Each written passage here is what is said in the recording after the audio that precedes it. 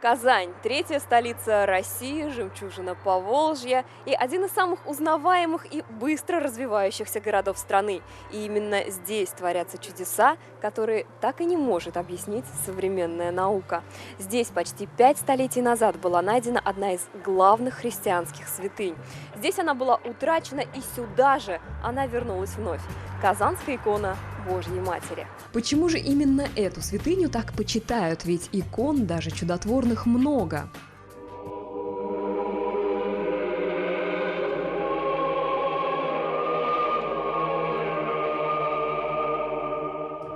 Казанская икона Божьей Матери исцеляет, возвращает зрение и не только физическое, но и духовное, наставляет и утешает в печали, помогает принимать сложные решения, сохраняет мир в семье, и именно с этим образом издревле благословляли новобрачных. Она оберегает детей, помогает воинам на поле боя, к ней обращаются, когда кажется, что сил бороться уже просто не осталось. Народное почитание опирается на факты конкретной помощи. Это может быть разная помощь, и не только помощь в исцелении от недугов телесных, но и душевных, и духовных, и главным образом в преодолении таких вот, скажем, напастей, которые периодически насылаются на наш народ, на нашу землю, по нашим грехам, конечно, понимаете.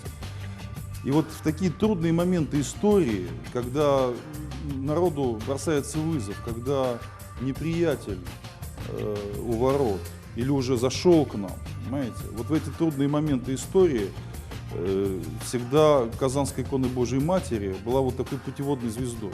Путеводной звездой Казанская икона Божьей Матери была на протяжении многих столетий. 18 августа 1612 года, когда вторая волна народного ополчения во главе с Кузьмой Мининым и Дмитрием Пожарским готовилась к решающему бою, все войско молилось перед Казанской иконой Божьей Матери. И едва закончился молебен, сильнейший ветер, дувший в тот день из встречного, стал попутным. Летопись сохранила записи, что от ветра в спину воины едва могли удержаться в седлах и сражались, будто окрыленные, славя Богородицу. Так польская интервенция была окончена. Спустя ровно 2 столетия, в 1812 году, заступничество Богородицы снова понадобилось российской армии. Тогда перед решающим боем при Бородино с противником, превосходящим и количеством, и техническим оснащением, необходимо было чудо. И Богородица его явила. В личном обозе Кутузова ехала Казанская икона Божьей Матери на битву с лучшей армией Европы. В своих дневниках фельдмаршал потом писал: «Победу над Наполеоном нам даровала Богородица». Во времена Советов религия была, наверное, последним, к чему обратились бы за помощью, но настал и такой момент. Блокадный Ленинград, люди, которым казалось надеяться уже не на что, обходили город крестным ходом и несли на руках тот же список Казанской иконы Божьей Матери, что в свое время был во главе войска Минина и Пожарского. И чудо случилось вновь. И мы видим, что в наших столичных городах, я Казань тоже столичным городом считаю, да, везде присутствуют соборы в честь Казанской иконы Божьей Матери. Это не случайно, конечно же.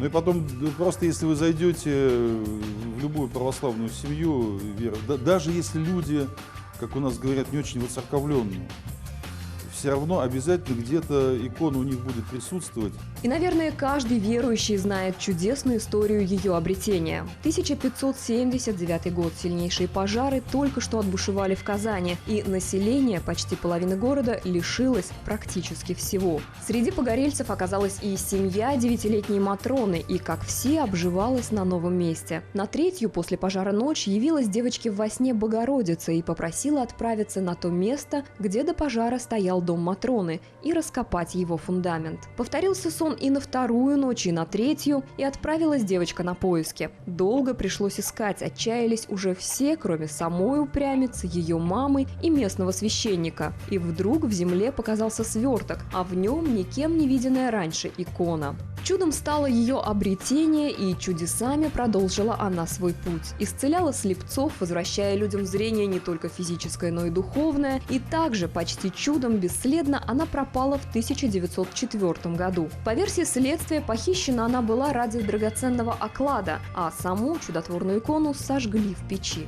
Единственное, о чем мы можем сказать с полной уверенностью, просто опираясь на исторические факты, что после исчезновения иконы в истории России началась полоса разных бедствий.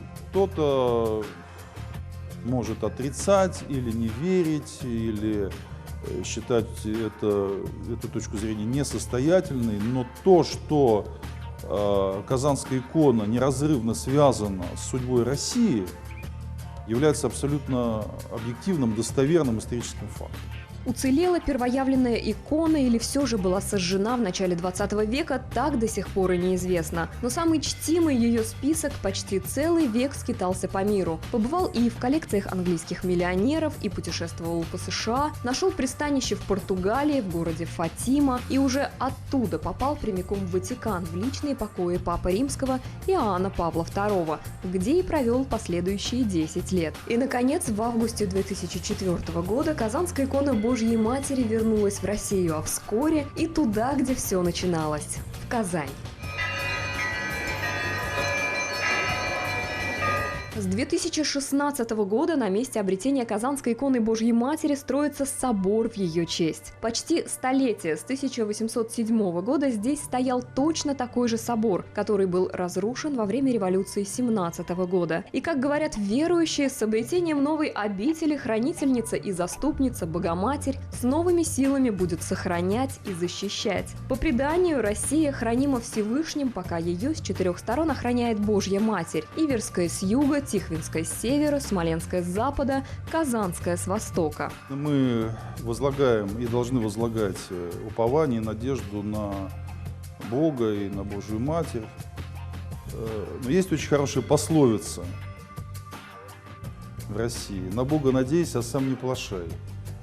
Все изменится таким образом, как будем меняться мы сами.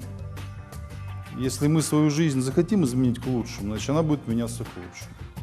Если не захотим, не помогут ни иконы, ни соборы, вообще ничего. И Господь Бог не поможет. Остается только захотеть, и с такой заступницей, как Казанская икона Божьей Матери, добиться можно многого. Ведь не зря говорят мудрые старцы: Бог спасает нас не без нас.